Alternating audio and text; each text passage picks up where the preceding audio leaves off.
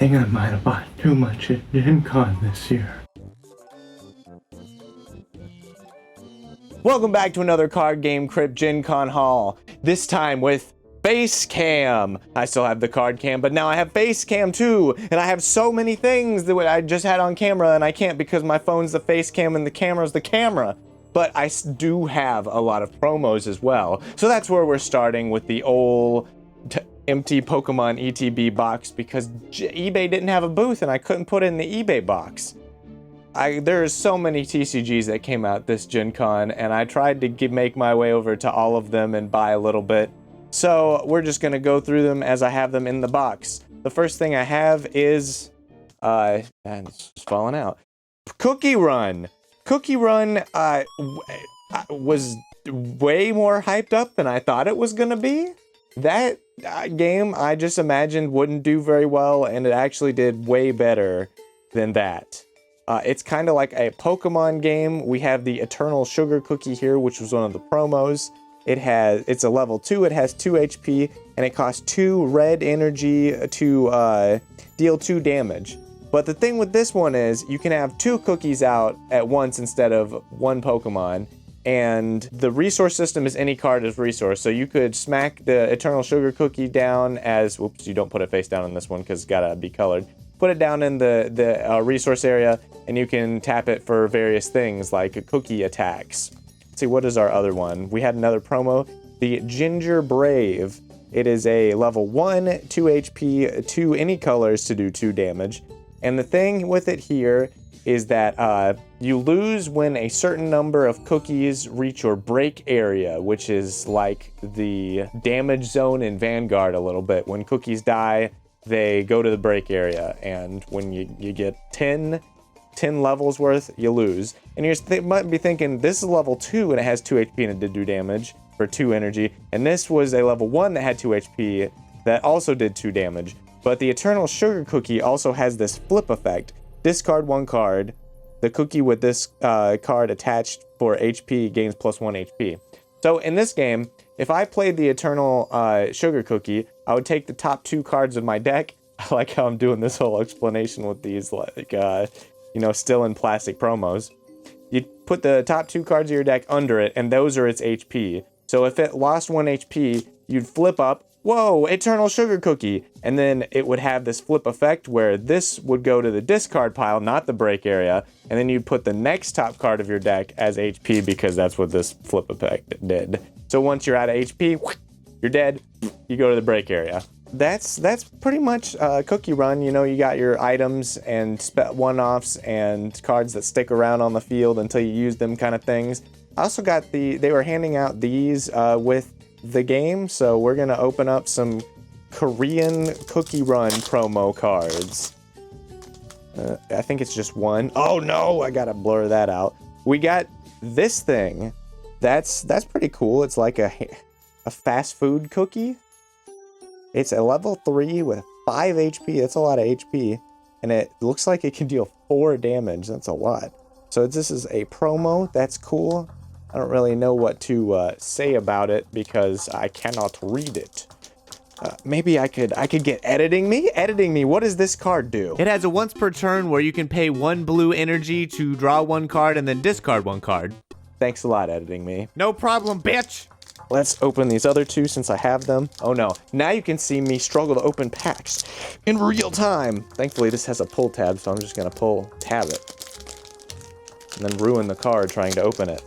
Oh, I already saw what it was. I saw what it was and you haven't seen what it was. Ah! Well, I didn't show off the code card that time.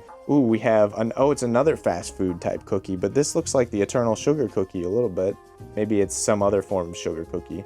This is just a level 2, 2 HP, 2 damage, but it's got a flip effect. Bing! Flip is still in English, that's kind of funny, but the rest of it's not. So we're just gonna move on to the third and final one. Oh, broke that.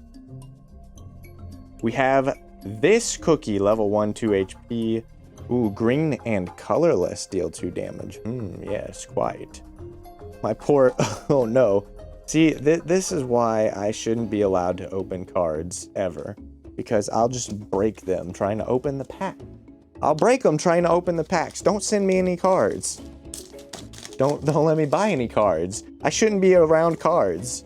Says me, around cards. I could probably open a couple packs too since we're at it. Let me just grab the box that was over here.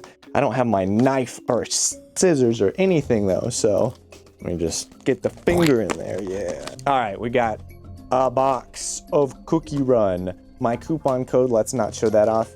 And let's do 2 packaroonies before we move on, because there's a lot to cover. Brave Beginnings. These are what, 8 card packs? 9 card packs? 9 packs. I actually bought a couple random packs that I ended up opening.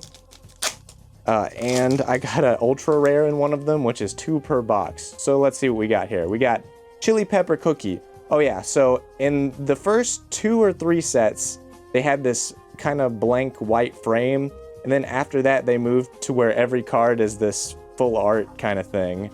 And some people, I think a lot of people like it. These frames aren't great, so I think I'm okay with that too. Another interesting thing about these packs is that the first 5 cards are going to be a card for every color, a common for every color. So we have a red chili pepper cookie, we have a yellow ice juggler cookie, we have a green prophet cookie. It's got an on play. Ooh. On play, place 1 card from your support area into the trash. Take 1 card from the top of your deck and place it in your support area as active. Ooh, so this trashes one of your resources and then gives you another one. So you use it and then you get another one. You use the resource and then you trash it and you get another one. That seems pretty good. Assuming that the resource cards are the support area. I think that's what they are, but I don't remember. We got a blueberry pie cookie for our blue card and a cherry blossom cookie for our purple card. Then we're going to have 3 uncommons, which can be the non-cookie cards. But first we got the macaroon cookie, chacaro, macaro, macaridity roon. We got the raspberry mousse cookie with a level 1, 1 HP, 1 cost, 1 damage, but I guess it doesn't have the schmackaroos like the other ones. I guess that's another thing they changed from set to set, or at least on the promo we have the big damage icon, and then here we just have deal 1 damage. We got the Super Vita Jelly Bar. For a yellow, you can select up to 1 of your cookies and it gains 1 HP. This is a trap, which I think just means you can play it. Editing me, you just tell me what the trap card is again. You can use them even on your opponent's turn when they attack. Okay, thanks. Wanderer's Apple Pie. Place this card in your support area as rested. Yeah, support area has to be the resources. This is an item. You just do it. Oh, that's my rare. So, I didn't even notice that that was foil. The foils are pretty inconspicuous, and then you get the, at least the ultra rare was really shiny. Let's see what we got here. So, we got another red cookie, we got the melon bun cookie. As I'm going through these, people seem to like this game. It's very simple. You could probably teach like an 8-year-old to play it, but it's pretty entertaining. It's, you know, it's a creature battler, but it's slightly different because you can only have 2 creatures at once, 2 cookies at once. They both start with C. Isn't that fun? I'm just going through these. We get the pasta spring shoes. What do these do? 2 red. If 1 of your cookies has 1 HP, select up to 1 of your opponent's cookies. During this turn, that cookie deals -4 damage. So you must be able to use traps on your opponent's turn. That's what it is. I don't even need editing me from a minute ago. Oh, okay, I see how it is. Who needs editing me? Not me. That's for sure. Got another pomegranate cookie. They were all... Oh no, not all 3 of my uncommons. Let's see if we get any more shiny. Hey, oh no, that was my rare? Wow, yeah, these are so subtle. So, no big pulls in the 2 packs, but like I said, we have a lot of games, so we're gonna keep going. Cookierun, simple game, pretty fun. If you buy a box, you end up getting a promo code for the gacha game that this is based on, and it's like $50 worth of gacha money, so that's pretty wild. I have the starter decks too. I don't think I have time to go through all of them, all 5 of them. There's 5 colors because there's 5 colors in every TCG, except for Bandai, they like 6. But we're gonna, let's see, we could look at one. Yeah, we got the red starter deck. That's what it's called. It's called the red starter deck. Does this have a pack in it?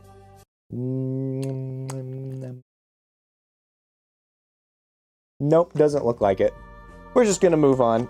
One game down, a million more to go. All right, next in my promo box, I have Bike Raiders from... Oh no, it doesn't have a name. This is the official Cyberpunk card game. It's called Cyberpunk Legends. It's a cooperative campaign game, which was really interesting. I got to demo it with a few of the devs. I think the art director, Irene. She was really cool. And the thing with this game is that this is one of the encounters for the campaign. So Bike Raiders, it's got 8 HP and it does 2 damage to the party. The party are class-based off of the Cyberpunk classes. So you got your Netrunner, your Solo, your Rocker Boy, and you have a communal health pool. And in order to deal with this, you need to play 2 of a kind, and at least one of the cards has to have this fist symbol on it. Or you need to have a straight or better. So it goes around the table. Each player has their own deck and they draw 5 cards. And you need to play 1 card out. And the card might have some numbers on it, like a 2 and 4 or something, and it might have a symbol. And you need to make a cooperative poker hand that's 5 cards long. That's the plan. And once you have your plan, the cards might also have effects on them too. Once you have your plan, the plan resolves and you deal damage if you meet one of these conditions. Sometimes there are cards that make the plan bigger, or cards that increase or do more damage. So that's what you have to do. Once you clear this, there are other cards in a deck that have story bits to them, and then the story bits can matter later because there was one part where there were 3 cards, and it was you're in a bar, and it's like, are you gonna go to the dance floor or the bar or like out back to find your contact that you're trying to find? And there is a clue in one of the earlier story cards that tells you where you're supposed to go, and you have to actually look at the card art to find out what's going on there. I thought that was cool. You know, 1 card's not a whole lot to really fiddle with, but this Cyberpunk game was extremely simple too. When I was playing it, I'm like, man, this is fun. You know, I dabble with my own game, which I'll definitely talk about later. Ooh.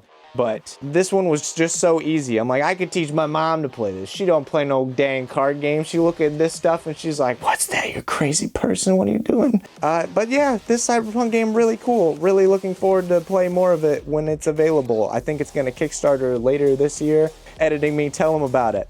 I couldn't find the release date after Googling it for 5 seconds, but you should check it out. Cyberpunk Legends. You good guy. So Cyberpunk, that's it. Oh boy, have we started the interesting counter yet? How many interestings have I interesting already? If you haven't seen any of my videos like this before, I say interesting a lot on accident. Next, we got some Primal cards. Lots of Primal cards, actually. That's not a Primal card. You know, we got... How did I end up with 2 of these? We got the Bug Boobs. If you went to the Primal booth, you got the Bug Boobs or the Bird Daddy. And I've ended up with 3 of them. I think 2 of my friends stopped by and ended up getting them, and then they gave it to me. I'm just cheating out here. They just released their 3rd set, Warden of the 7 Deadly Sins, where the Deadly Sins are a new archetype for the game. There's... I think this was a bigger set. It has 152 cards in it. That's pretty big. I don't know if we'll open packs right now since we have a whole lot of promos to go over, but I've talked about Primal several times in the past. It's like the old Naruto card game. It's a creature battler where you play units and then they get put into teams, and they do have a number based on the team, and then you can send the teams out to attack and get battle rewards, which is your opponent's cards face down on their side of the board. And once you get 7 battle rewards, you win. It's 10. 7? No. It's 10. Sure it's 7. No, it's 10. 7's stuck in my brain It's for 10. some reason. I don't know why. Let's see what this Bug Boob lady does. This is Deadly Yasting. She has an activate ability to target 1 character opposing this card. So that's during combat. Exchange of abilities. Yep. You need a yellow and a green energy and a yellow or green energy. And you can place a poison counter on the target. And then ongoing, characters your opponent controls with 1 or more poison counters on them cannot be healed or sent out to battle by teams by themselves. So that's pretty big. You can spend 2 to put poison counters on their big things, and then the big things got to be in a team to attack, or maybe you put it... Yeah, you probably put it on the big things. I don't know. this game, I got to, I played a couple little starter deck games that they had. They weren't really starter decks. They were just little smaller decks, but made out of cards in the pool. And the way that combat works in this, where sometimes you just separate into 3 different teams, this is probably a unique character, so I couldn't do that. Nope, looks like you can do that. Where sometimes you just separate into 3 teams and maybe somebody gets hurt. When something takes a damage in this game, they go sideways and get worse stats and lose their abilities sometimes. It has some interesting decisions to make. Oh no, now I said it. I said interesting. I'm probably gonna say it 10 more times in this video. So then we just have some other cards from Primal. We have the Golem Lady. I think these are super rares from set 3. We have a Captain Kane, not retrain, but there's a second one that came out. He's like the Sky Pirate Captain Kane. We have this Fishman. We have Isaac. We have Wrath, one of the 7 deadly sins. They put sin counters on things. Got Jupiter. He is a captain. And we have Big Robot, Reinhardt.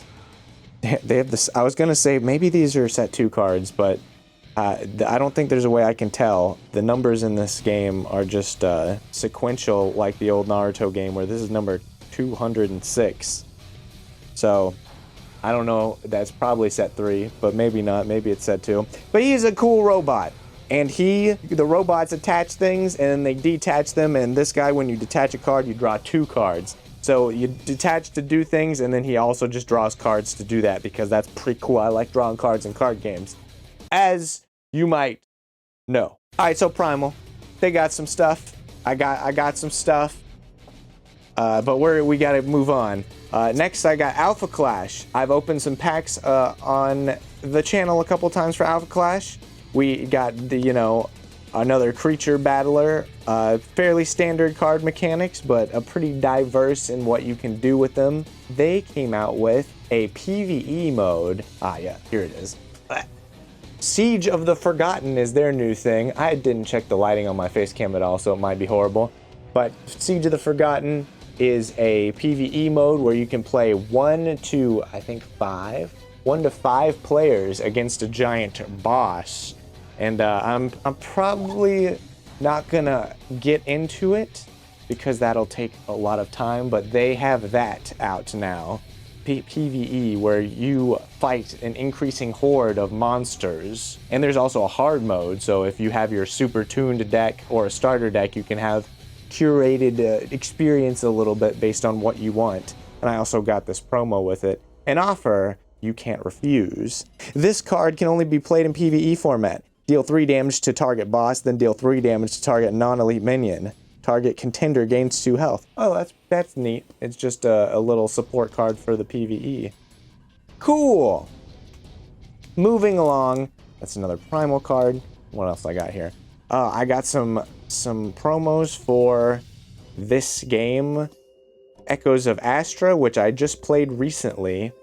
It is a game that's sort of like Riftbound, which I'll get to that one later. There's 3 battlefields. You got any card as resource, but when you put a card as resource, you draw another card, so you don't have the Lorcana thing where you immediately run out of cards unless you have a bunch of card draw in your deck. Let's see. This trainee is just a 1-cost, 1/3 that gives you 1 point if you control one of the 3 battle areas at the end of the turn. So at the end of your turn, there's like a capture and hold phase where you look at all of your stuff that you own and you get points for it.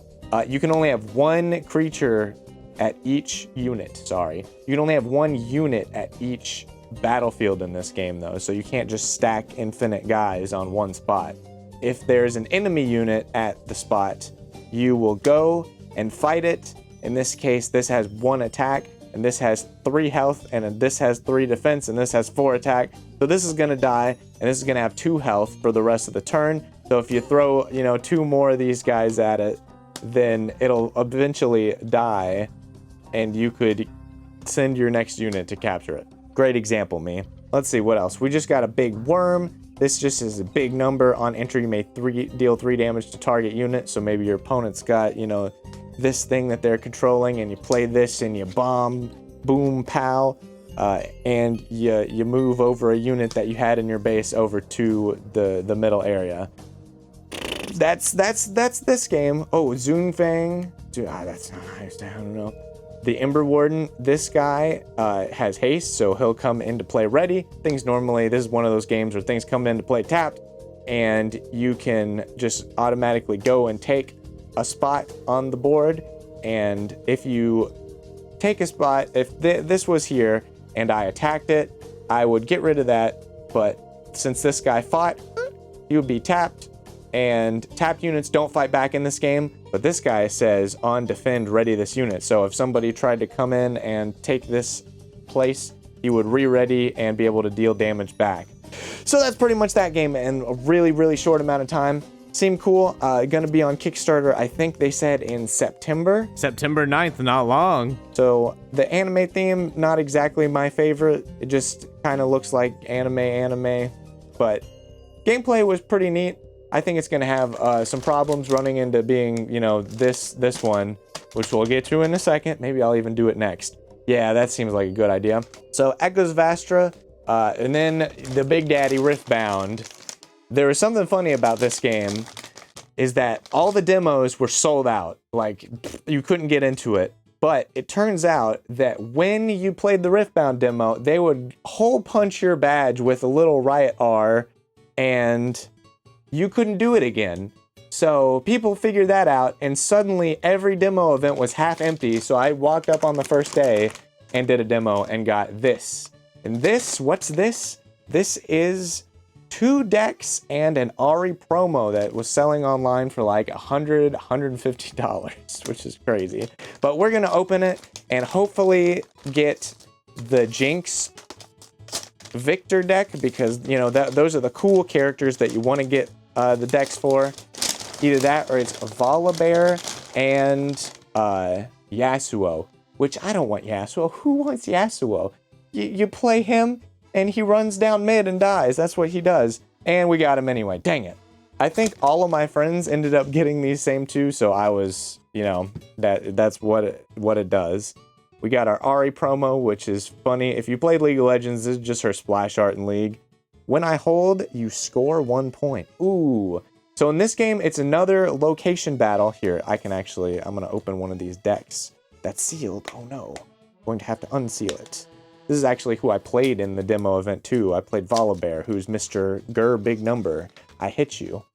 All right, so this is another location battle game. So in a 1v1, there'd be 2 battlefields, and these actually have effects. I actually made a how to play it video on this game, so if you want a non-rambly, more comprehensive look at that, then you can watch that video. But that's not what you're here for. You're here for rambly nonsense. So you get points by moving units to the battlefield that's uncontested, or you get units for battling off your opponent and being the only one at a battlefield, and you get points if you start your turn and you have a unit at a battlefield. So, other than that, you also have a legend, which is like a leader card. It says what colors you can play, so you could play red and orange with this Volibear, and you get this ability as well. He's basically just a passive buff. But then, if you look through the cards, there is Volibear the champion, and it's kind of weird, but you also, in addition to your legend, get a champion that's sort of like your commander in Magic, where it just sort of sits here, and you can play it one time, basically. It's not like a commander in the fact that if you play this and it dies, it's just dead forever. And your commander, a champion, has to be the same as your legend, so you're basically getting one version of this guy, and you can play it. I guess they just didn't want to make this a unit and deal with like it flipping like Star Wars or anything like that. They said, here, just have 2 units out, and that's it. So this is a champion. Sorry. This guy costs 10, which is crazy, and then there's these 2 symbols under it, which means you have to recycle 2. So the resources in this game are rune cards that are in their own deck, that are shuffled, and you get 2 a turn. Whoop. But when you play a big guy, let's just say I could play this guy, I have to recycle 2 runes. So I have to take these 2 red runes, because that's the symbol on the card, and put them on the bottom of the rune deck. So a big part of this game is essentially de-ramping yourself to play bigger cards. Like this Blaze Scorcher is a 5. It's 5 power, cost 5, but you don't have to recycle anything. But you can recycle a red to have it enter ready. This is another game where units enter tap, but you could do that to enter ready. Then you have your spells. This just does some stuff. It's sorcery speed. There are instant speed type cards. I'm not sure if there's many in this deck. This is just kind of a big number guy. Whoa, I didn't draw this in the demo. Other friendly units enter ready, but it's expensive, 8. Let's see, we got Trendmere. There's other champion in this deck. Actually, I think we have Misfortune too. When this guy conquers after an attack, so if he goes to a battlefield and kills enemy units, or there are not any enemy units there, if you assign 5 or more excess damage to enemy units, so there's got to be enemy units there, then you score 1 point. And you only need 7 or 8 points, editing me, fact check, 8 points, so. to win the game. But your last point, you either have to get a point like in an effect, capture every battlefield, conquer every battlefield, or you have to hold a point. So your last point is a little bit tougher to get. It's an action play on your turn or in showdowns. So this is kind of a instant. Yeah, action cards can be played by either player during a showdown, but only during an open board state. They can't respond to other cards. You need a reaction to do that. And it choose a friendly unit and an enemy unit, and they deal damage to each other. So your classic green stompy things. This is just a spell, so you can only play it on your turn. This is a guy. Sorry, I'm looking through my camera. We have the Catalyst of Aeons, just a ramp card. And is there not a Misfortune in here? Ah, Misfortune. Yeah, she was what won me my game. Oh, by the way, when I did my how to play video, the frames looked like one piece. They could look kind of bleh. They completely changed that around and changed it to black frames. It looks so much better now. We have Misfortune. You can pay an orange recycle to have her enter ready. She already has 1 recycle, so you can recycle 2. But she's pretty good because the first time she moves, she can ready something that's exhausted. So you could take this Storm Drake, move it to a battlefield, get your point, and then move Misfortune to your other battlefield. And since she moved, you can re-ready this one. And some of these battlefields give the units there ganking, which Misfortune has. She can move from battlefield to battlefield. Normally you can only move from like your base to a battlefield, and then you got to move back to your base and then to another battlefield. But with ganking, you can just move between battlefields, and that seems like a good combo with these cards. That is Riftbound. Seems like that's going to be a fun game to play, but it's going to end up being Gundam, where it's going to be impossible to get. You're not going to be able to get it. They had some on the Rito website, and I think booster boxes sold out, in 10 minutes or something. I've luckily got one of them because I was like, I was clicking on it as soon as they got ready, and I got one. But kind of a disaster, which is unfortunate. I basically didn't get any Gundam product other than some starter decks. Speaking of Gundam, this is what I got for Gundam. This is a flyer where they were handing these out so you could come back at a certain time and get product. So I got this one Thursday to come back at 9:30. I think I got it at 8. And I came back at 9:30. I walked up and I said, "Hey, I got this thing for 9:30. And they said, "We're not taking 9:30 yet." I'm like, what it says 9:30? And they're like, no, you got to get in line. And then I look over to the side. There's actually this really long line that I just didn't see at all and cut in front of everybody. Great job, me. And I decided, I don't want to stand in this line. I'm out of here. So that was a bad idea because these were gone for the rest of the event by like 8 something in the morning. I usually got there around 8:30. And they were already gone by the time I got there. So I did not get any Gundam product. And the thing that you could buy there that was like their con exclusive turned out to be really expensive. So, oops, can't win them all, I guess. Yasuo and Volibear. No Jinx Victor, no Arcane. WTF. Let's see. I got this promo for Warlord Saga of the Storm. This is a game that was kickstarted quite a while ago, and it keeps getting delayed. And I think people are kind of upset about it. I think I backed it at like the second highest level for some reason. I don't even remember why. I think it gives you some original art piece, and I thought that was cool if I got that and it was nice and I framed it, even though it's random. Sometimes I don't know what I'm doing with Moolah, clearly. And their booth had a lot of promo and demo deck stuff, but every time I walked by, it was just not manned, so I kind of just took this one card I assumed that is a freebie promo and left. This is an old AEG game. I did a third 7 games in 7 days video where this is one of the games. I just got stuck in writing hell because it turned out to be like 30 pages long because I might have over-explained some of the games, and I'm gonna have to go back to that. But this is a pretty neat game. It's almost like, I think they advertise it as the game you already know how to play because it's very similar to D&D rules, where this is your armor class, this is your attack modifier, this is your everything else modifier, and this is your health. So if you want to do attack this guy with this guy, sure, let's just do that. You have to roll a d20, and then you add the result, the +3 result, and then if it beats a 14, this guy takes a damage, and he's got 2 health. Everything just does 1 damage in this game unless it says otherwise. But since he has +3/+3, he can actually attack twice per turn, and he gets +3 both times. Let's see, this guy and adjacent characters gain +5 attack while wounded. So if this guy has 1 health left, he has +8 to attack. That's pretty big. This is his class and his level. So there's some cards that require you have certain classes and levels on your board, and if you got them, you can play the cards.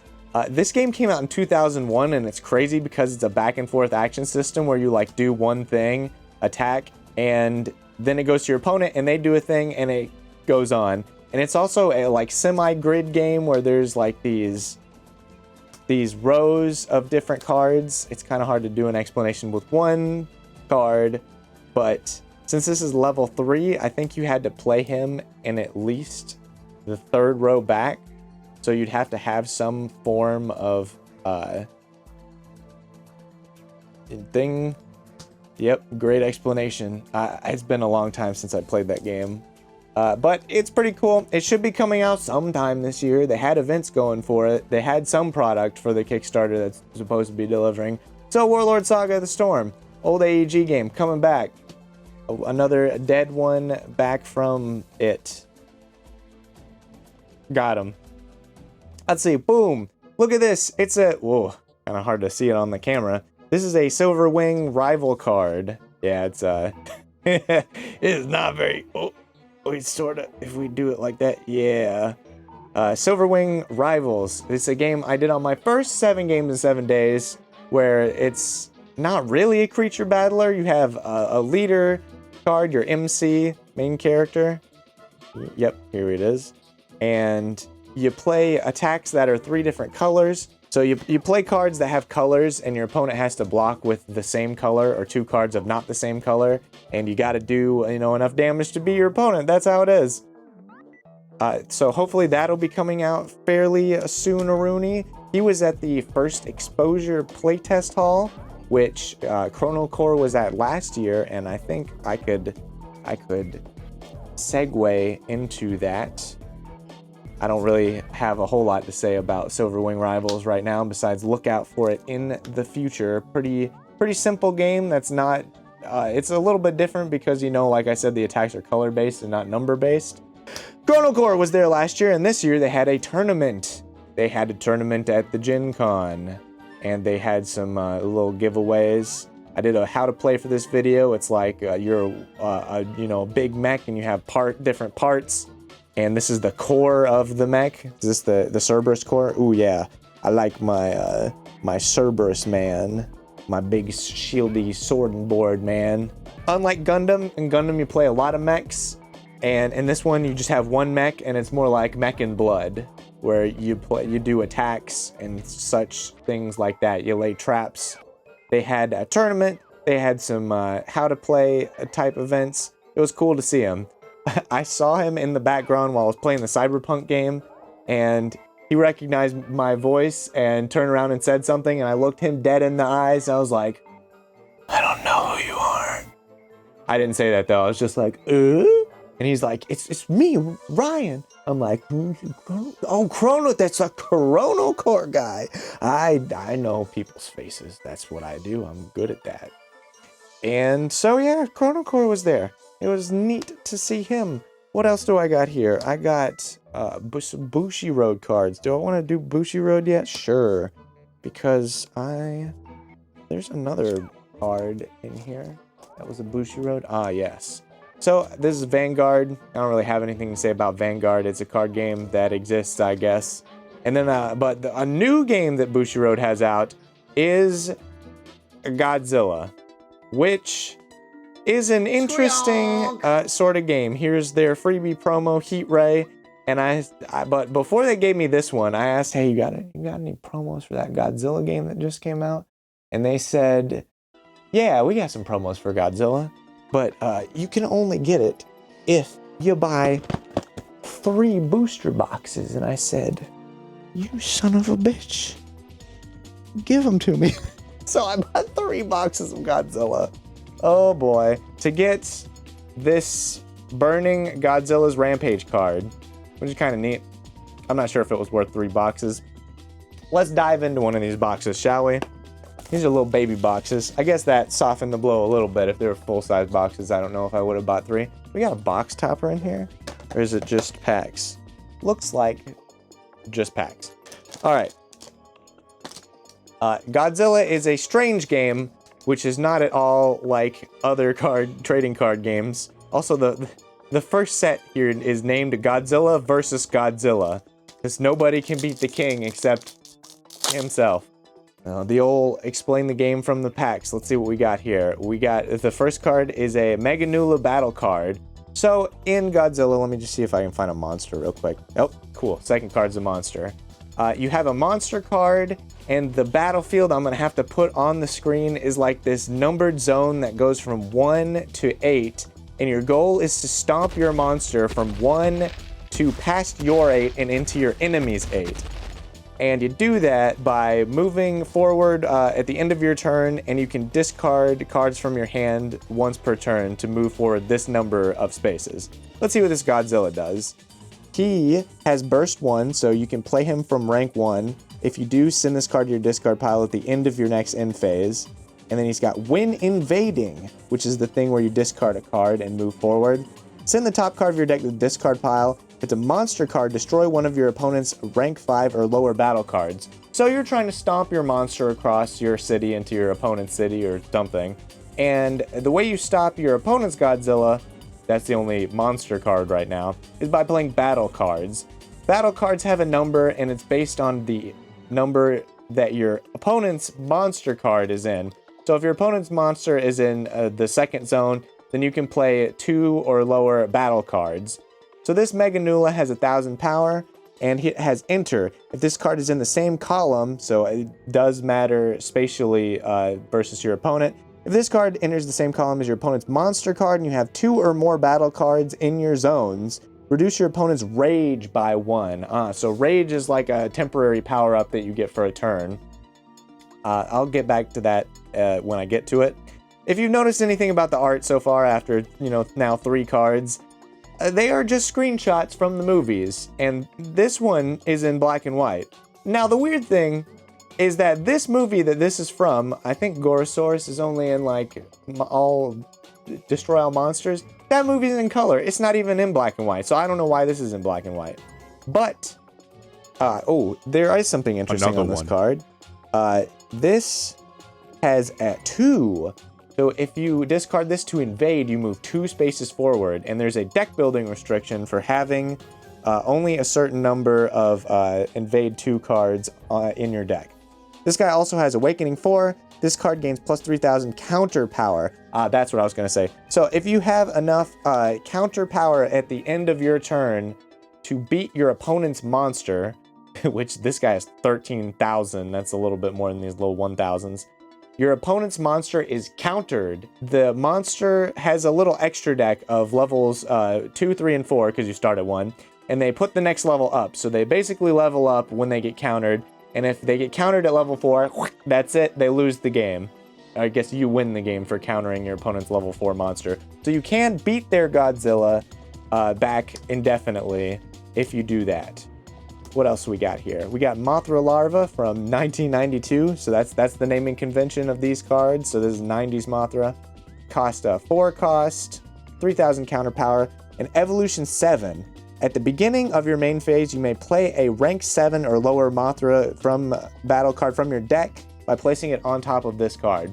So that's the main thing that Blue does in this first set, is they want to evolve. So they put out these weaker monsters and they'll evolve them into stronger ones. Let's see. Ooh, we have a foil Godzilla's Landing. That is a foot, a shiny foot. Foils in this game are kind of odd too. This is a strategy card, which you can play 2 of a turn.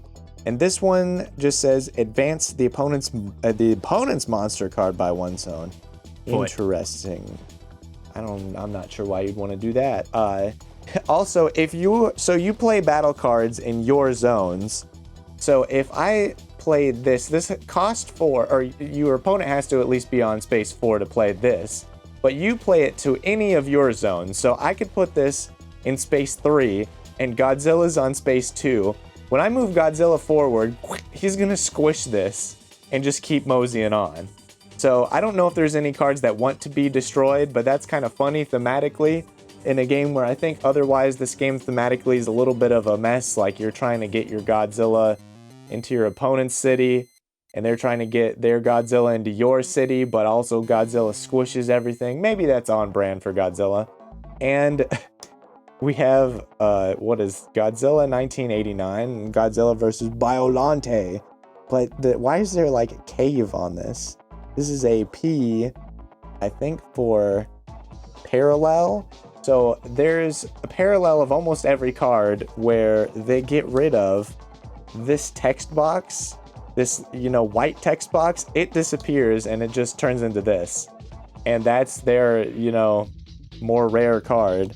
And then you get 1 rage card per pack. Boom, back to the rage. So whenever you get rage, you get plus 5,000 power until the end of your next turn, I think. Editing me, check them out. Yeah, you lose all your rage at the beginning of the turn, so close enough. And these are the coolest cards in the game because they are the posters. This is, hey, destroy all monsters. It's the one I mentioned earlier. That's really cool.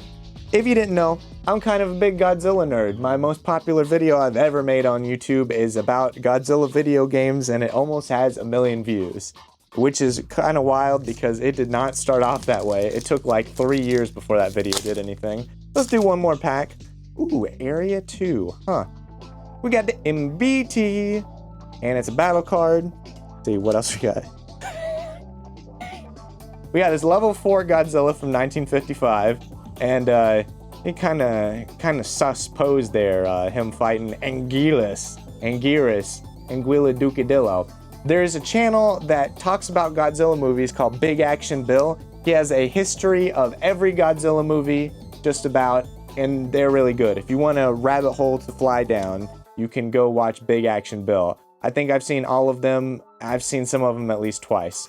Manda, we got a Kumanga from 2004. I wonder if that's the puppet or if that's just a bad CG model. So we got him 2 cost, 1,000 plus. If this card is in zone 8, this card gains plus 3,000 counter power. Ooh. So you can only have 1 card in each zone. Ooh, we got a super rare here. We got Final Wars Godzilla. He is level 3 and he's got Burst 2. You can play this from rank 2 and send it to the discard at the beginning of the next end phase. Advance your opponent's monster by 1 zone. I guess you're trying to, advancing your opponent's monster kind of ramps your battle cards, so maybe that's what that's about. Then we have the parallel. We got us Godzilla versus Mechagodzilla, which again is a movie that's in color. I'm not sure why this card is in black and white. Opponent's turn. At the beginning of the counter phase, destroy all of your opponent's rank 5 or lower battle cards in the same column as this card. Ooh, that's kind of dirty. And then we have another rage card. It's the same poster too, but it's not foily. It's not shiny like this one. I think there's a couple different levels of foil. Let's see. Let's open one more pack, see if we can't get something. You know, this video is already going to be like 2 hours long, so might as well go through it. Looks like we don't, because it's just area 4. Oh no! It's Manila! Ah! Sorry, I was wiping my nose, but blah. We got little Godzilla. Reduces your opponent's rage by 1. It should increase your opponent's rage by 1. Nobody likes Minya. We got gravity beams, which looks like Godzilla, Mothra, King Ghidorah, giant monsters, all-out attack. Until your opponent discards cards until they have 3 cards in their hand. Sheesh. It's not that big of a deal. In this game, you draw at the beginning of your turn, and you also refill to 5 at the end of your turn. Then we have Godzilla 99. Fire Rodan. Wow, that's crazy. We got Dazzledroya! Perfect form. That's cool. Another super rare. I wonder how many super rares you get in a box, or if there's any set hit rates, because that's 2 in a row. Dazzledroya! Perfect form. If this card was played through evolution, choose up to 1 strategy card named Godzilla versus Dazzledroya in your discard pile. If you have 1 or fewer strategy cards in play, play and activate the chosen card regardless of rank. Okay, so this guy costs 8, and he actually does have some counter power, so this will be countering some stuff. But you're going to have to do evolution to probably play him, because your opponent being in rank 8 means they're about to win the game. Now, there's another thing. If you can counter your opponent's Godzilla when they're in the final 3 zones, it will knock them back several zones. We got the... Okay, so this is what I was talking about earlier. We got the full art Meganula. So...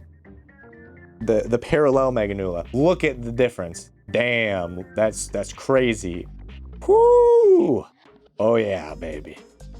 Oh yeah. Then after that, we got Godzilla versus Biolante. Not foil at all. Sag. We got too many games to go on, so we gotta go on. I got 3 boxes of Godzilla. Yeah, I'm trying to get maybe a gameplay video, but you know, it's hard to do those and then be good.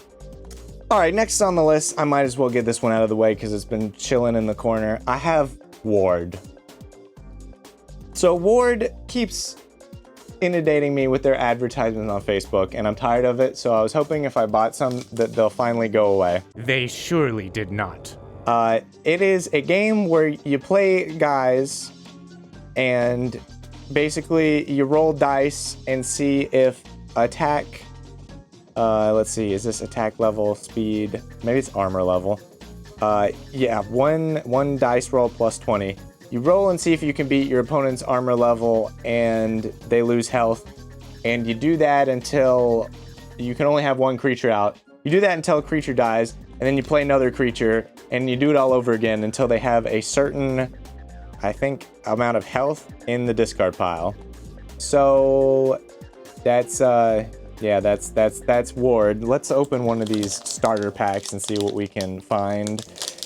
It seems like a very simple game for a TCG, maybe perhaps even too simple for my tastes, because you don't really, it doesn't look like you do a whole lot in Ward. You can equip cards to your unit to make it stronger, and of course the equip card goes away with the unit, but that's it. Yeah, see, we got a Knight Helm that you can get +2 hit and +2 armor level. We have the Ring of Extremes, which is another equip card. Let's see if we can find a different type of card. Yeah, this is Healing Poultice. Roll a die to heal a creature. If you roll 1 to 3, heal 10 HP. 4 to 5, heal 20 HP. If a 6, heal 30 HP. And that's kind of it. And if you look at the art, it's very AI looking. This is their second wave. Their first wave was AI, and they got some art that looks vaguely not AI. Some of it, I think, looked pretty cool, but it's still kind of... All bug-type creatures take 2 times damage. I wonder how many bug-type creatures there are that makes that viable. Equip, attack dice roll +1. Equip, hit dice roll +1. Poison Potion. Play this card when your opponent intends to heal their creature, negate the healing, and force their creature to take the healing amount as damage instead. And this is a lightning bolt, so I'm assuming you can play it on your opponent's turn. We have the Sword, attack +4. Exorcism, field, 2 times damage to all creatures with demon in their name or the demon type. Common Helm, attack +3. Magic Watch, The equipped creature may re-roll either hit or attack dice once per battle. So that's, I think, once per turn. Night Helm, which was my first card. Cool, we got duplicates in the starter pack. Ooh, Bug Spray up. Irresistible Love. Your opponent cannot cause damage or use magic. During your opponent's turn, they may roll 1 die. If the result's 1 to 3, the effect ends and this card is sent to the cemetery. Bro, just send me to the cemetery. Dark Elf Captain, we got a foily doily. It is a guy who's got 3 die rolls plus 2 for his attack. He's got 70 HP, 8 speed, and 8 armor level. I think speed determines just which one attacks first.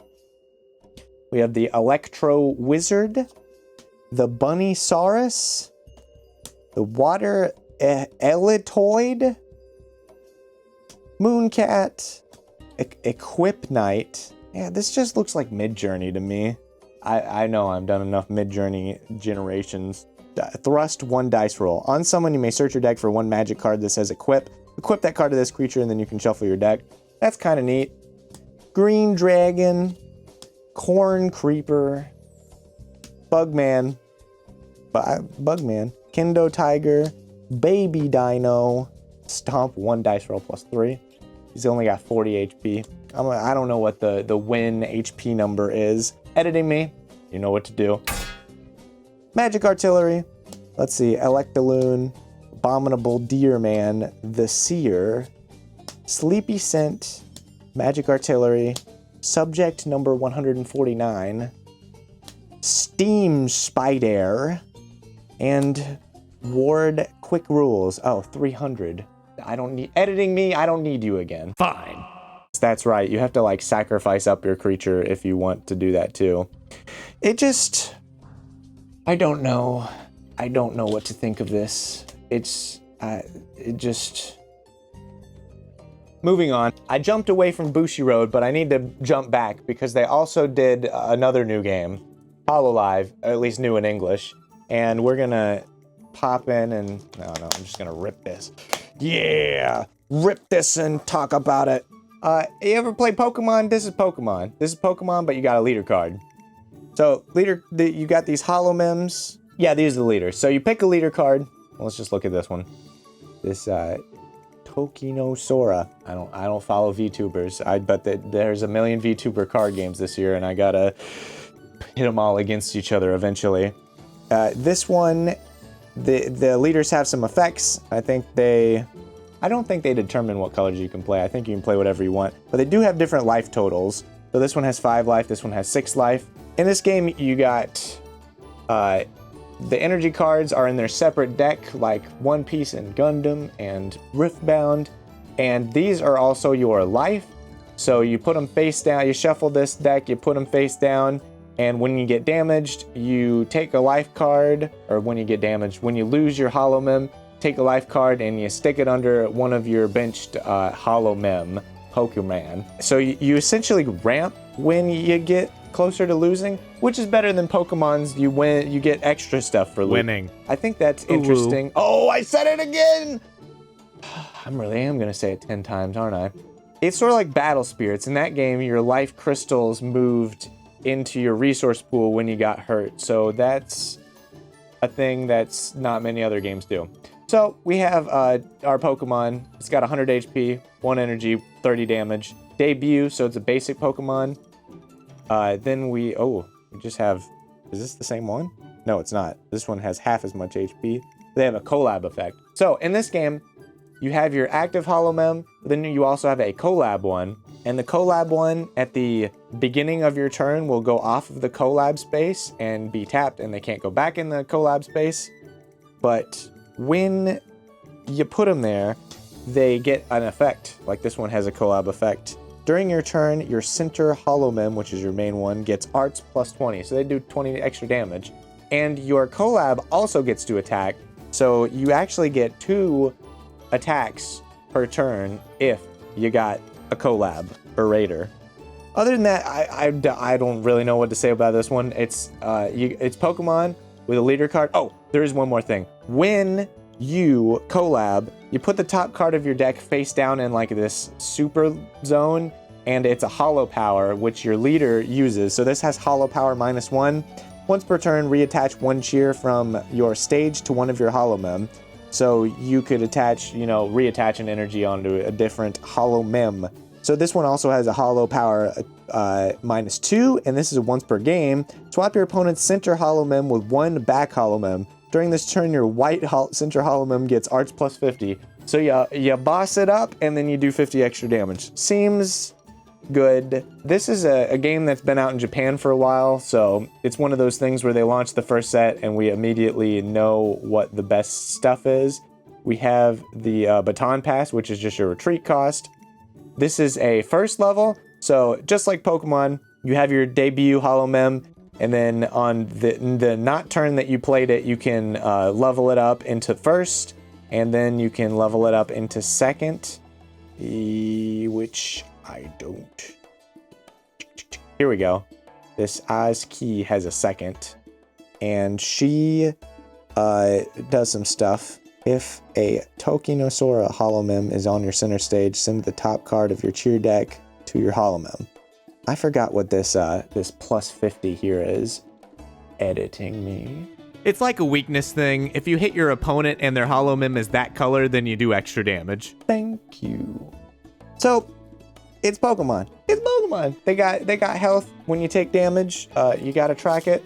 When Hollow Mem get knocked out, yeah, you take the life. When you run out of life, you lose. This is the only starter deck they came out with, but they gave you 2 different leader cards, and I think you can sort of build your preferred version. Then we got our staff, which are your once per turn. This is draw 3. Just Pokemon things, draw 3. This card can only be used if you have 1 or more cards in your hand, excluding this card. Return all cards in your hand to the deck and then draw 5. Yep. That seems pretty familiar. Reveal 1 debut Hollow Mem from your deck, place it on the stage, then shuffle the deck. Yep. Pokeball. Sub PC, look at the top 5 cards of your deck, reveal 1 limited support card from among them and add it to your hand, then return it to the rest to the bottom in any order. Ah yes, some of your Hollow Mem can only be spot. These spot ones can only go in the collab area. They can't go to your main zone. So you have some that you're supposed to attack with and then some that you're supposed to collab with. Your other ones can go to the collab, but they don't have probably the same collab effects that you'd get from the spot ones. So it's Pokemon. It's Pokemon. It's Pokemon. It's Pokemon. That's with girls. With anime girls. Not really my favorite, but Bushiroad coming out with two games this year in English. I think it came out last year in Japanese. But that's that. What's the next thing I could talk about? Let's go ahead and do Rush of Ikorr. This is Upper Deck's new game, and it's a Lorcana, but there are a few differences. And to do that, I'm gonna have to open something that's not this. They do have sleeves for this game, and they look super sick. I love this Aztec temple with the feathered snake sleeves. And then there's this other one that's kind of neat.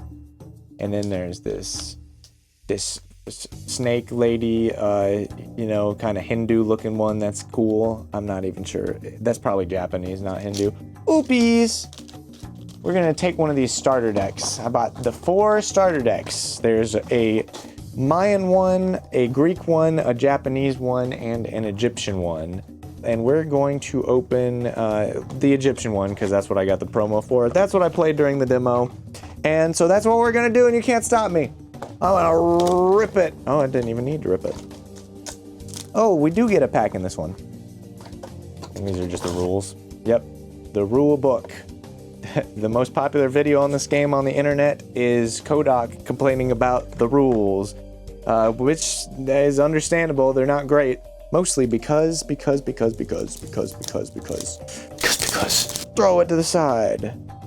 Because there are these cards. These 2 cards are known as infusions. They're extra effects that you can put on cards. We could put this in the sleeve over here. We got 2 dots on this infusion. We got 2 dots on this card, so I could put this on here. And it gives it this extra effect. Summon, draw 3 cards, then put 2 cards from your hand back on top of your deck in any order. It's just a free extra effect that you get for doing this in the deck building stage of the game, but the rulebook does not explain how these work at all. You just have to kind of intuit that they're supposed to do this during deck building. And that's the main gimmick of the game. Other than that, it's very similar to Lorcana. Is this another? No, there's no tapping in this game. I was going to say this is another game where things come in tapped, but no. This is a game where nothing comes in tapped. This is another game, though, where are you? And I'm so starved. Are these just randomly inserted in here? That's really weird. All right, so this game is another game that has a resource deck, and it looks like the resource cards are just randomly strewn throughout here. There's no tapping in this game. Resources in their own deck. When you play them, they're on this shiny side, which is cool that they gave you these in foil. And when you use them, you do not turn them sideways. You turn them upside down where they're in black and white. It is a lot more effort to turn a card face, the other way compared to just turning it sideways. You can kind of just, to turn it sideways, you kind of have to do a little bit more effort to turn them the other way. But Lorcana, no any card is resource. We have our own resource deck where we could guaranteed get a resource every turn.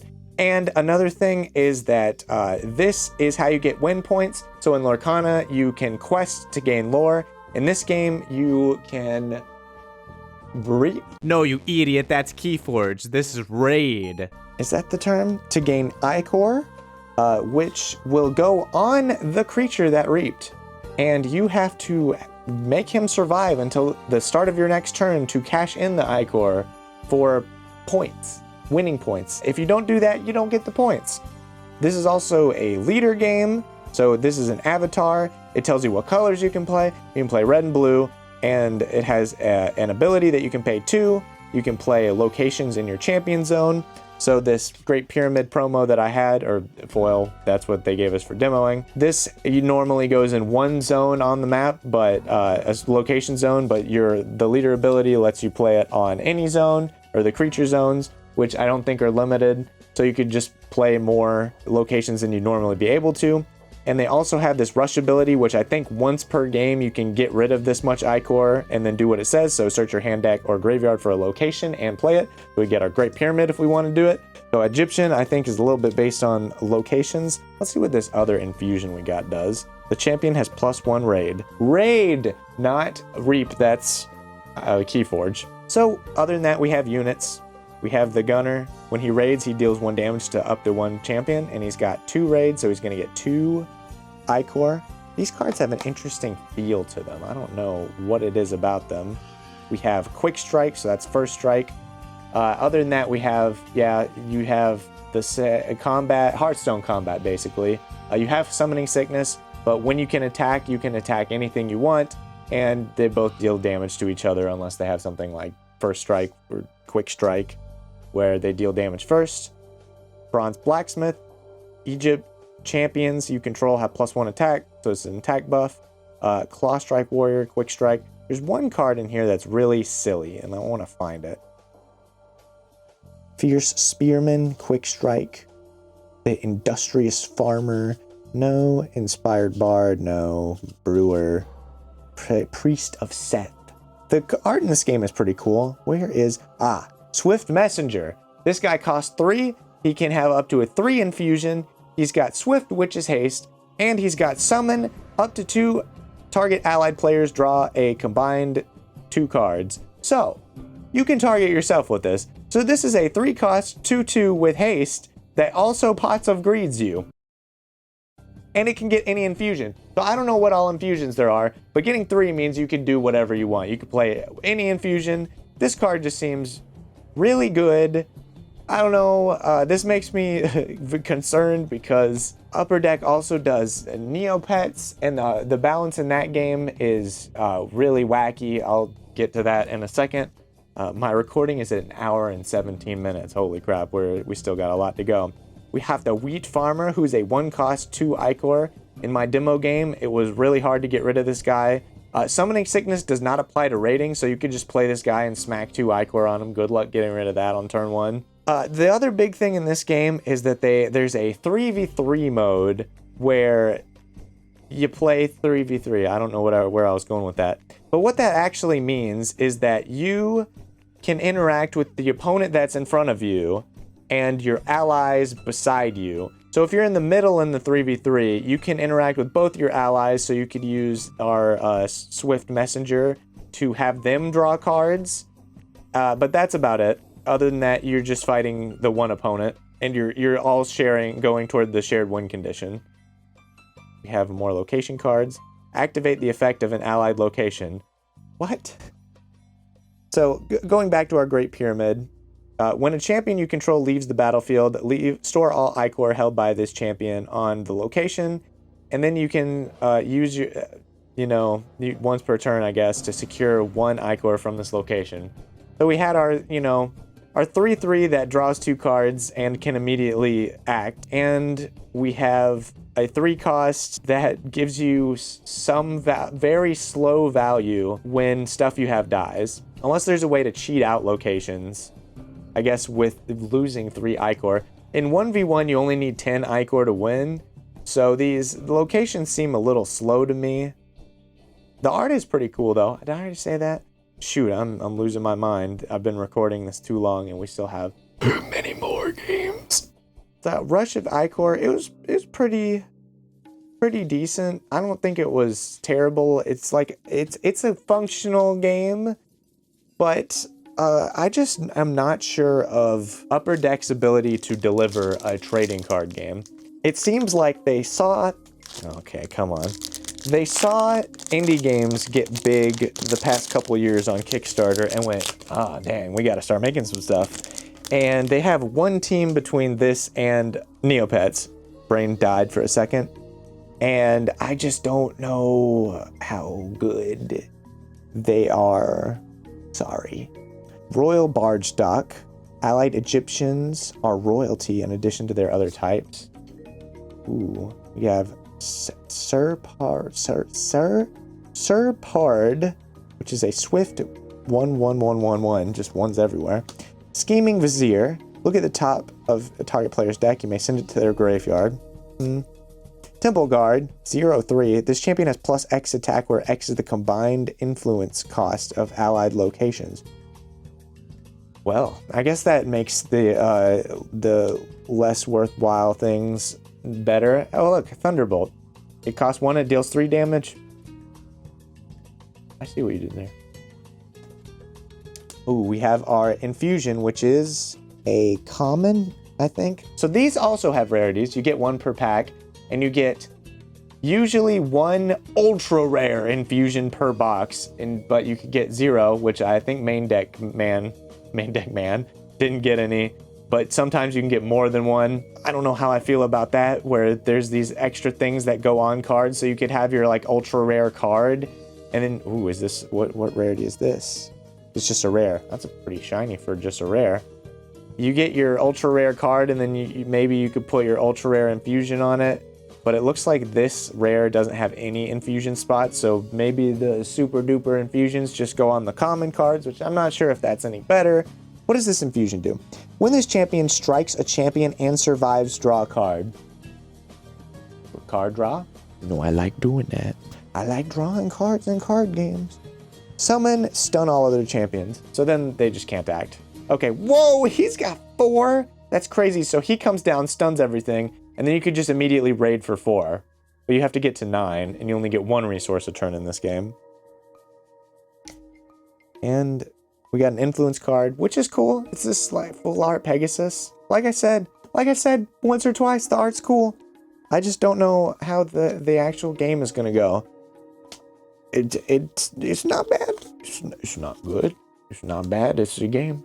It's a game. And with that amazing review of a statement, I will move on to the next one.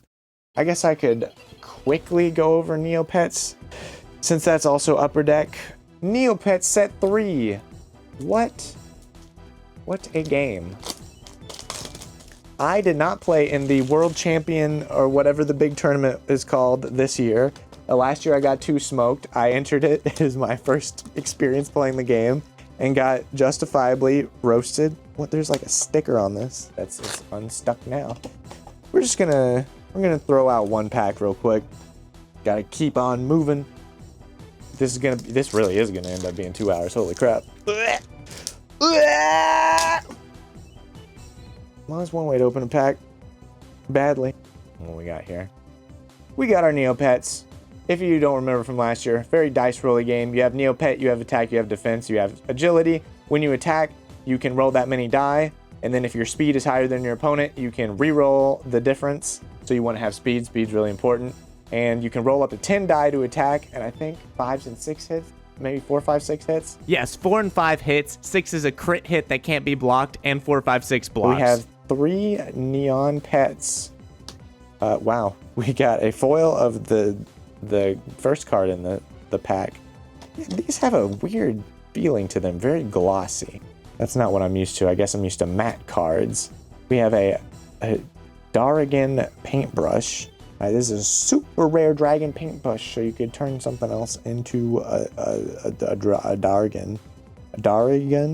War Machine. There's, let's see, is the last card of Codestone? Yes. So once per turn, you could put a resource on a guy. This is defense. I think nobody plays defense. Maybe you play defense. I don't know. And then we have some other cards. Let's see what War Machine does. During your battle phase, if you have 10 or more cards in your inventory, that's your hand. War Machine may attack with 5 attack and 1 agility. Interest. Said it again. We got Bugthack. If you have 10 or more cards in your inventory, your Neopet's attack becomes 10 this turn, and during your next battle phase, your Neopet may make an additional attack this turn. Maybe your inventory isn't 10. Maybe it's the board. You know what to do, me. No, you were right. It was your hand. Anyway, I did have a friend that played in the big tournament, and they said it was rough because there was this turbo lockout deck that dominated, and it was one of those kind of decks where they just made it to where you couldn't play the game at all. They announced a big limited and ban list type thing to try to fix it. Afterward, I was like, I noticed that the first boxes are like $40 on eBay. What's up with that? And she said, yeah, you don't really run anything from set 1 anymore. And I'm like, we're on set 3 and we already don't run anything from set 1 anymore? That's kind of wild. But that's Neopets. It was there. Their upper decks making 2 games at once, and their balance is questionable on both of them. But if you like Neopets, I know a lot of people that play that game anyway, so if you like the theme, it's cool. Let's see what we got next. I got Sorcery Dragonlord. This is the new mini set for Sorcery. It's 13 fixed cards and 1 random foil of one of them, and it is $60 to buy this. $60. You know how much this sells online? $200. Even I looked earlier today, it was $250. That sounds like Sorcery. Grid game. I'm not gonna open this because I ain't sell it online. No, I already did that with my other one. But for real, I did, because they have these out, and you lined up and you bought one, and they let you come back the next day, and I'm like, I'd pay for my whole hotel selling one of these. So Sorcery is just like such a FOMO-y, silly game. People are mad because they can't get this. And they only do 1 main set a year and 1 small set, and this is their mini set. And you just couldn't get it unless you were lucky. The first day, I think you could get it at any time. And the second day, I think they sold out for the day at like 2 or 3 p.m. Then the third day sold out faster, and then the fourth day, basically, if you didn't run as soon as the gates open up, you didn't get this. It was just gone. So that Sorcery, their third set, Gothic, is coming out in October because it's spooky. And yeah, Sorcery, I think they ran some events and those were cool. If you like the game, that's cool. I just think that they run off like this super FOMO low print run kind of thing, and that's just not making people feel good. I don't want to say it's not working because they sold out. But they were selling stuff. Star Wars Unlimited Beep Boop, one of my friends played in the big tournament they had there, and he got like top 4. It was crazy. They had the convention exclusive.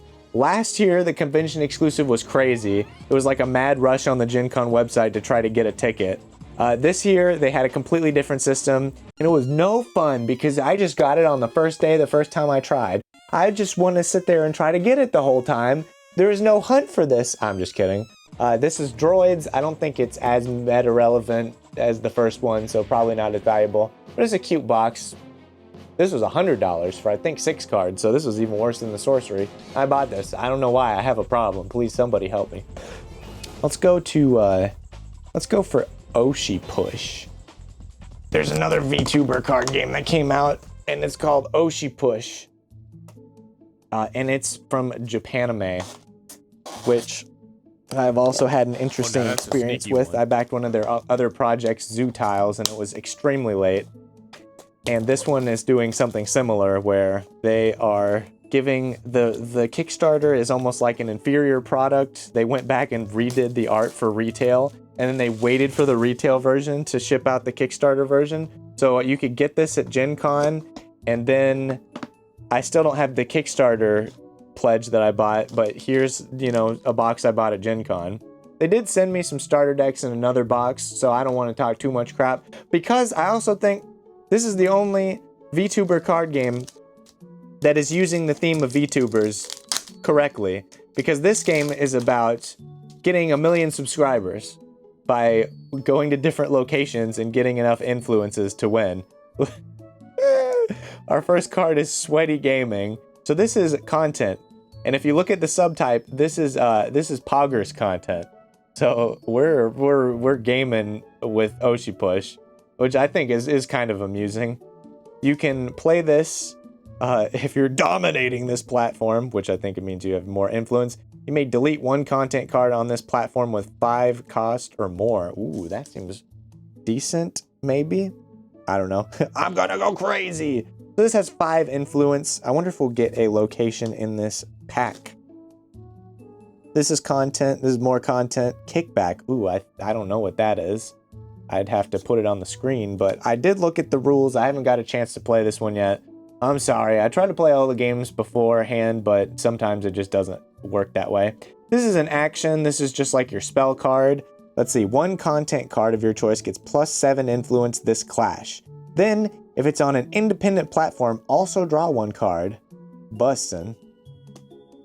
We got more content. Origins video. Okay.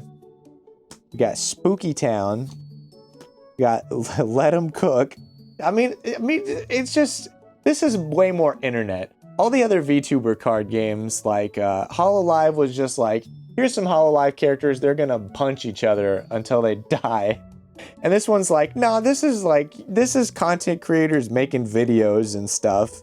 Watch along, yeah, that's good. Yapping, that's what I'm doing this whole video for way too long.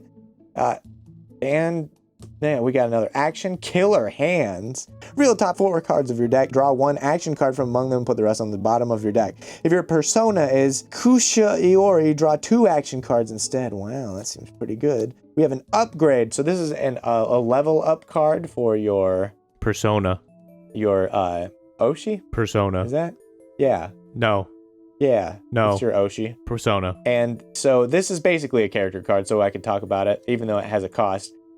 You get 5 bits per turn. Even the resources, so good at being on theme. 5 bits per turn, 9 influence, and when you win a clash, you gain 3 more bits. Persona, maybe it's Persona. Maybe it's not Oshi. Yeah. Maybe I'm smoking that pack. You are. And this is an LB. That's light blue. I think that's just a mechanical rarity. The weird thing about this game is that there's 4 mechanical rarities and like 8 visual rarities. Let's see if we can't get a location card so I can explain the game without having to open a starter deck. Okay, cool. We got a Persona. So it's not Oshi. We know. It's Persona. That's what I've been saying. You have a Persona, and you can play any cards that match their color or their type. So this is a Poggers Persona, so we could play any Poggers cards and any purple cards, which is neat.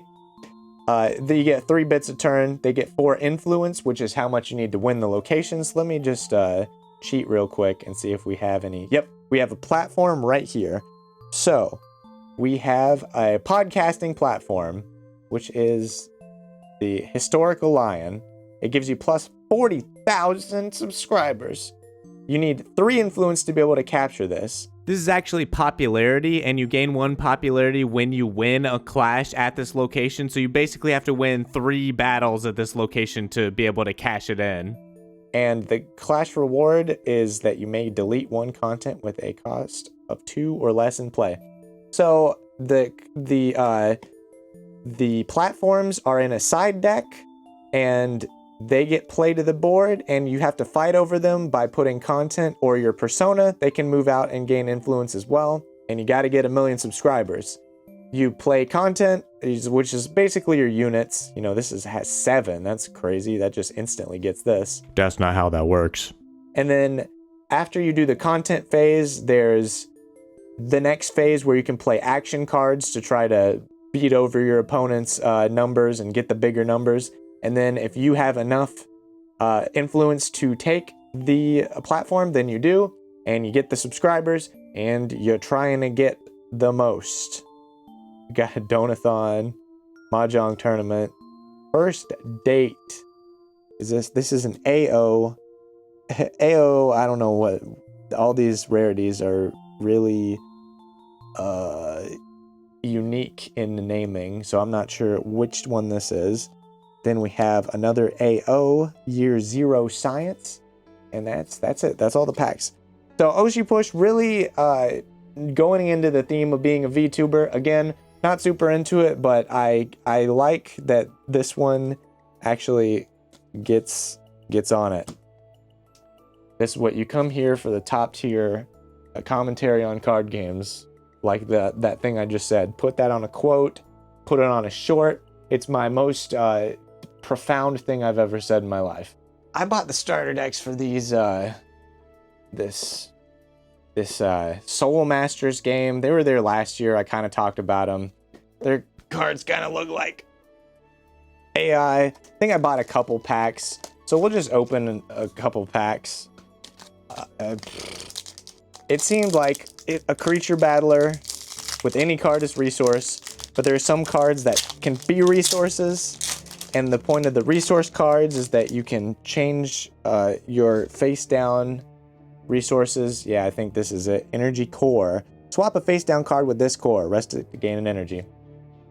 And we have initiative. That's a spell. This is a spell. Does this look like a spell to you? It looks like a unit to me, but no, this is a spell, and it's got some stuff on there. We have Lena the Valiant. So this is a unit. We got some numbers and stuff on here. Honestly, I don't remember how to play this game at all. Other than you play guys and you attack. We got Blood Rush. We got Hikari the Assassin's Guild. It's rendered like AI. Fireball. Like look at this. Look at it. Would you just look at it? Would you just look at it? Who did this? J. Cole SM/AW. Maybe I'm just smoking that pack, and this is actually just real artist stuff. But I think regardless of if it's real artist stuff, it's unfortunate that it looks like AI and it gives off that vibe, because now that's just a bad vibe that you don't want, I don't think. Blossom Core. Swap. So this is a resource, but it does something. Oh, I see. Silver Moon Camp. Do we get a foil? Flaming Moon.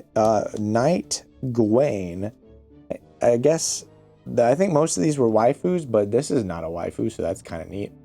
I think they said in their second set they're going to try to do less waifus because they already did a bunch. I don't know. There's so many games with like cool art styles and themes that this...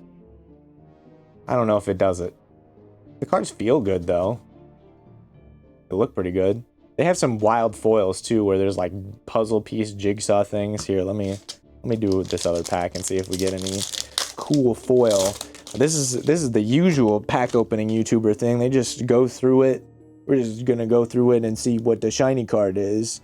We got a focus. That's like a resource card I think you can have. Unyielding, taunt, blood rush again. Get. Is that the same guy? I mean this. Night Gwaine. No. Just sort of somewhat similar, not really. Minato, phase shifting. Aura of Retribution, Gray Moon Mask, Ragnar Silvermoon, and Incinerate. This is definitely more shinier than the last card. This almost has like a texture, I think, on it. Yeah. I'm not sure what the rarity is. It's probably that purple thing at the bottom. Nope, maybe not. I have no idea what the rarity is. Hey, editing me. Tell me what the rarity is. Yeah, it's that colored thing at the bottom. This is an epic. Okay, thanks. All right, Soul Masters. Went there, saw them. They seemed like they were doing stuff. They were demoing to people. They were having a tournament. Maybe I'll get and play it, and then be like, dang, this game's actually hot. And I've just been sleeping on it. But art style, kind of important in TCGs. So I'm just gonna move it. All right, I have two promos for Super Battlemon. They had a Kickstarter for these little trainer sets where you get a trainer, and yeah, you can use their ability once per game. And they're gonna have their set 2 soon-ish TM. So that's another game that I talked about last year. That last year they just had prototype cards.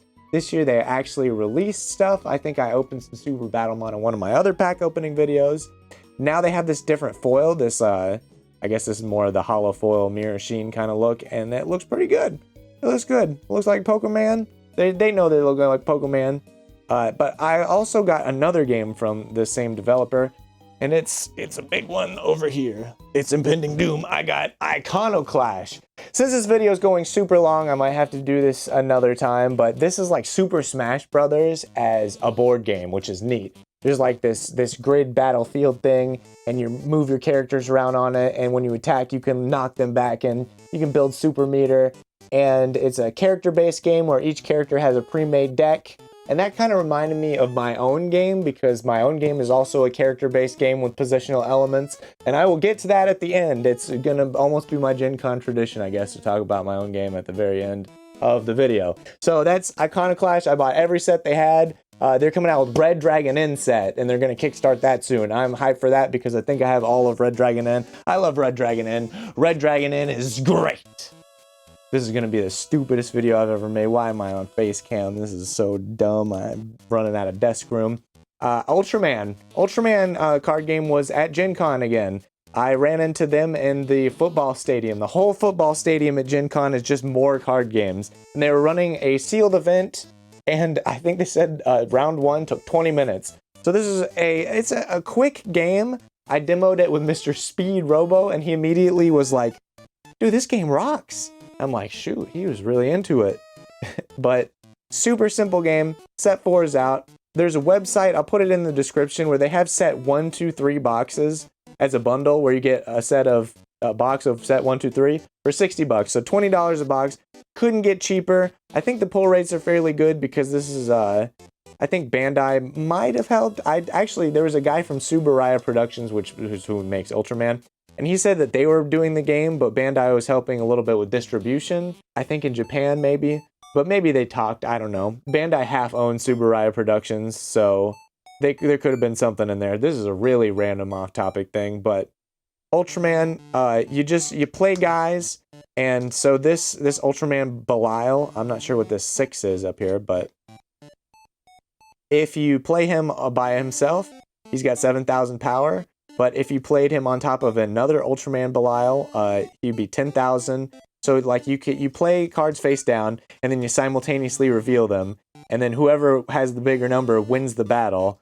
And you're trying to win 3 battles, but next round you play another guy, but you can also upgrade your previous guy, and it keeps going like that.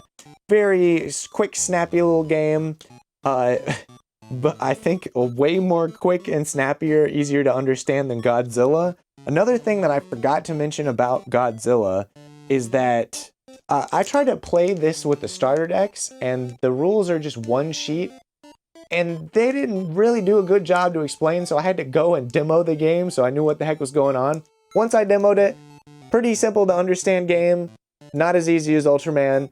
Rules could probably use some work because I didn't know what the heck. Battle cards just say you could play them, and didn't say where you could play them. I was just like, do I play them on opponent's side of the board? Do I play them on my side of the board? Do I play them on any zone? Do they have to just go on the zone where they cost, where the card costs? But Ultraman's super easy. Learn how to play in like 5 minutes, and then the rest are just some effects. Let's read what we got here. I don't know how this, like I said, these shiny numbers work. 1 or 2, when this character battles an opponent's type that has speed, it gains BP grade increase by 1. So yeah, it gets stronger if it fights a speed type. This is a power type. Got Ultraman Dyna. Also really funny, on my last year video, I called one of the Ultraman Taiga, and it was Ultraman Tiga. You just can't win. I'm not super familiar with Ultraman. Like I said, I'm more of a Godzilla nerd. Got giant monsters, rubber suit guys. But let's see what this guy says. Ultraman Dyna. If he's a 2 stack, when this character enters play, you may reveal the top 3 cards of your deck. Put 1 Dyna card with the type Basic or Speed from among them into your hand and send the rest to your discard area. If you put a card in your hand with this effect, discard 1 card from your hand. So this seems kind of like a Bandai effect. You reveal some cards from the top of your deck, trying to find good cards that you want, and yeah. Then we have some enemy types. Invasion. I'm not sure how these work. I'll have to look it up. But it says a deck may include any number of this card, so you can have any number of Baltan you want. And if it's level 1 or 2, when this enters play, you can exile 1 level 1 character in an opponent's discard area from the game. I wonder how much discard recursion there is in the game where that needs to happen. I also demoed Ultraman. Did I? I think they just like handed me a tournament pack. We got the Ultraman Ultra Start Campaign Volume 1 promo card and Volume 2 promo card.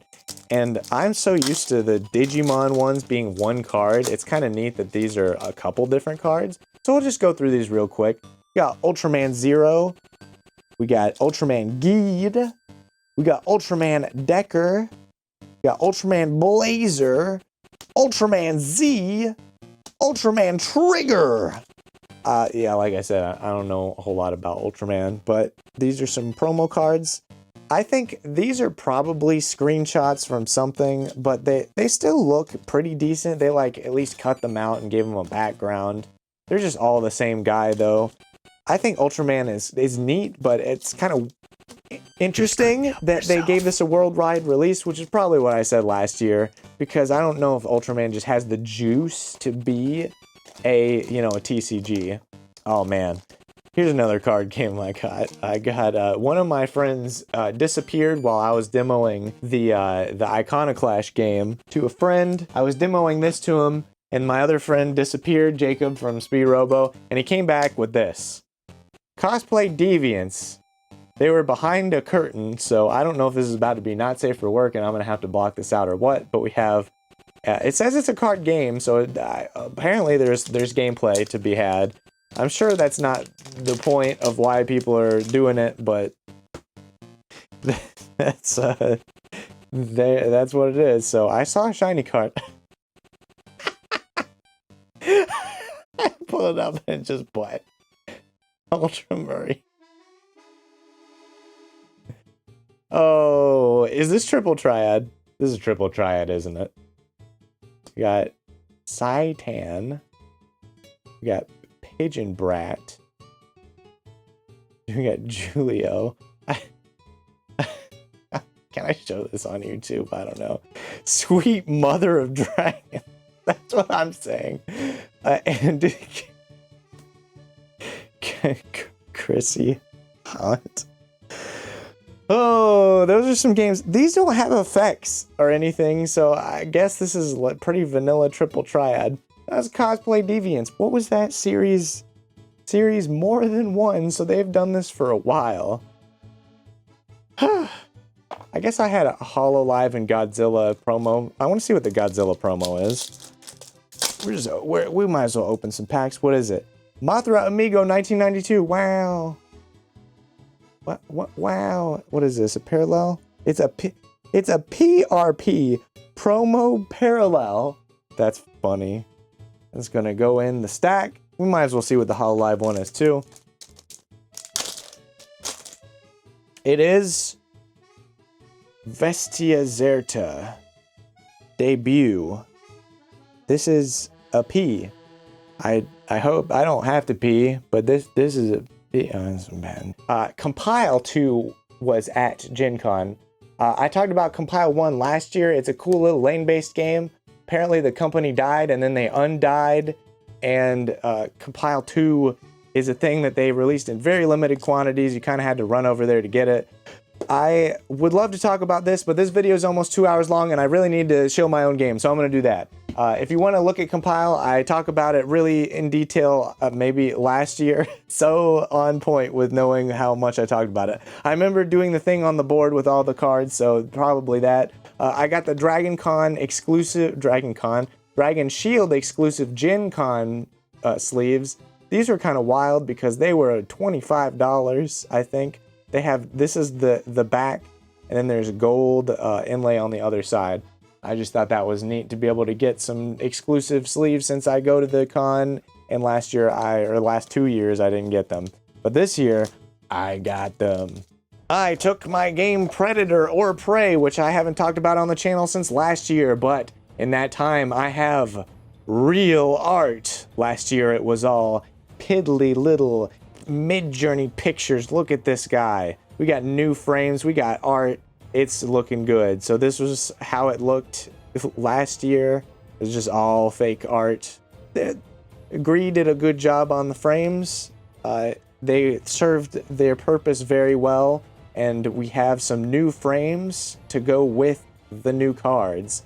I would show a character comparison of what they used to look like versus what they look like now, but none of the characters that are in this pack are from the ones that we used last year. And if you don't know, in my game, one person plays a team of 3 hunters, and they are fighting a giant monster. The monster is at the center of a circle grid, and it changes and faces different directions. It attacks based on what direction it's facing. This wild buck will hit in front of and behind it at close range if you look in the upper right in the circle. This slam into the ground can hit in front of it or to the right of it in melee, but you have to pick one because they're blue. And the hunters will attempt to run around on this grid and shoot at the monster. This is a ranged attack, Vicious Folly. Still got some placeholder art. They equip items to their gear, like this Frog Assault is an item where you can just do a free damage, basically. And yeah, that's it. It was pretty fun to demo a couple times. We got some cool artists. Here's Ray of Sand. Here's Big Goron from Potion Slingers. And it was fun to demo my own game again. And it looks more and more like an actual real game. The monster also, compared to last year, has a layer card that they add to their deck. Or it's a layer card that comes with 4 other cards. And this doesn't go in the deck. It's another card that stays out on the board. But there's also a temperament that you add that are reaction cards. We forgot to put the attack number on the reactions. Oopsie whoopsie. You know, when you're trying to rush to get GameCrafter to print in 3 seconds to go to the convention, sometimes that happens. But last year we didn't even have, I don't think, the monster deck building figured out. The hunters, you pick 3 hunters and they have a 10-card pre-compiled deck, and you just shuffle them all together to play. And the monster now has the monster, which is 20 cards, the layer, which is the layer card itself and 4 cards, and the temperament, which is 6 cards. 3 different instants, basically, that you can use on the hunter's turns. We do playtesting every Thursday for this game on our Discord. I'll put a link in the description, you better believe it. And we are looking to finalize our first set. This is the starter deck that I'm holding in my hands. Hopefully we'll be, by the end of the year, have all of the art done and be able to get something going with that. But we're mainly just looking to get art right now to replace some of the placeholders. But that is my game. I just kind of blew through it. If this intrigued you, asymmetrical circle grid game based on Monster Hunter. Like I said, Discord in the description. This video has almost gone on for 2 hours, and I'm very tired of talking and saying words. I've played many games at this Gen Con, and I shall play many more next year. I'm going to try to get into an event. I played a big Digimon regional my first year, and then last year and this year I kind of just wandered around playing demos, hanging out with the homies that were there that I know from indie card games. But next year I'm going to try to go to some events. Thanks for watching this video. If you're still watching it, I'll see you in the next one. I'm 2 Lanes of Card Game Crypt Man, and I'm out.